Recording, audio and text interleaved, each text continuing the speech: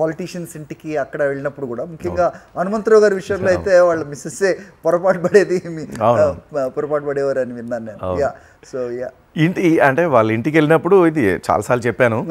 ఇంటికి వెళ్ళినప్పుడు అందరం కూర్చొని ఉన్నాం. మరి శశిధర్ రెడ్డి గారు, గీతారెడ్డి మేడం, అట్లాగే చాలామంది కూర్చొని ఉన్నాం. కూర్చొని ఉన్నప్పుడు వి హనుమంతరావు అన్న, అరే రారా బాబు శివారెడ్డి రారా, కూర్చో ఇక్కడ కూర్చో, శశి తెలుసు కదా శివారెడ్డి, తెలుసు భలే అమ్మ గీతమ్మ శివ, నాకు మా ఇంటికి చాలాసార్లు వచ్చాడు, తెలుసు శివారెడ్డి తెలియకుండా ఎవరు అని ఆమె, అరే బాబు ఏదో నా లెక్క మస్తు చేస్తాడు, సేమ్ టు సేమ్ చేస్తాడు చూడు ఒకసారి, అరే మాట్లాడరా ఆయన అని అన్నాడు. అంటే బయట ఏదో భోజనాలు పెడుతున్నారు, అప్పుడు ఆయన వాయిస్లో బయట వాళ్ళని తిట్టినాను, అరే ఎవర్రా అక్కడ లొలియాకు చల్ అందరికీ వస్తుంది రా రే, మస్తు చేయించిన ఫుడ్ చాలా మిగులుతుంది, ఎవరికేం తక్కువ కాదు, లొలియాకు వచ్చినట్టే మంచుకుంటుంది బిడ్డ అనగానే వాళ్ళ ఆవిడ లోపల వచ్చేసింది, ఏమండి ఎందుకు అరుస్తున్నారు ఏమైంది అని.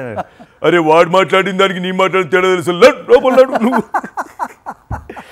నేను దబ్బున పోయి అమ్మ తప్పైంది నేను చేయబట్టి మీకు అనవసరంగా కోపం పడి, అవునా నువ్వు మాట్లాడినావు అని ఆయన అనుకున్నాను అని చెప్పేసి ఆవిడ. ఇట్లా సరదాగా కొన్ని సందర్భాలు క్రియేట్ అయినాయి. బెదిరింపులతో ప్రజా గొంతుకను నొక్కగలరా? తెలుగువారి మనస్సాక్షి సాక్షి టీవీ. సాక్షి టీవీ ప్రసారాల కోసం వెంటనే మీ లోకల్ ఆపరేటర్ను సంప్రదించండి.